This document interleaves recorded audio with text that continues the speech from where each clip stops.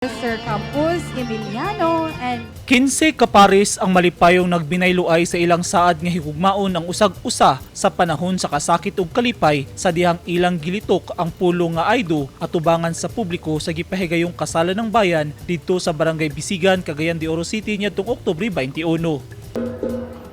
Mihalad og pasundayag ang tribo atol sa okasyon ug nahimo makasaysayan ang kasal hilabi na kay ang mga maninoy ug maninay nga piniling opisyal sa katawhan nga gilangkuban sa mga konsihal. Sa iyang mensahe, nagpasalamat si Cagayan de Oro City Mayor Rolando Clarix Uy sa mga opisyal sa Barangay Bisigan tungod sa ilang inisyatiba ug suporta sa ilang mga ginsakpan ug sa mga programa sa lungsod hilabi na ang pagpahigayon sa kasalan ng bayan sa barangay.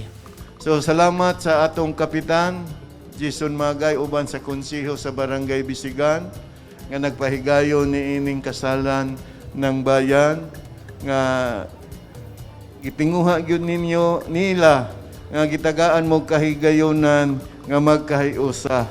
Bisan tuod aduna mo'y kinaugalingon nga kasalan dinhi sa tribo pero inyong gitagaan gihapon o kahigayonan ang pagkasal pinaagi sa gobyerno.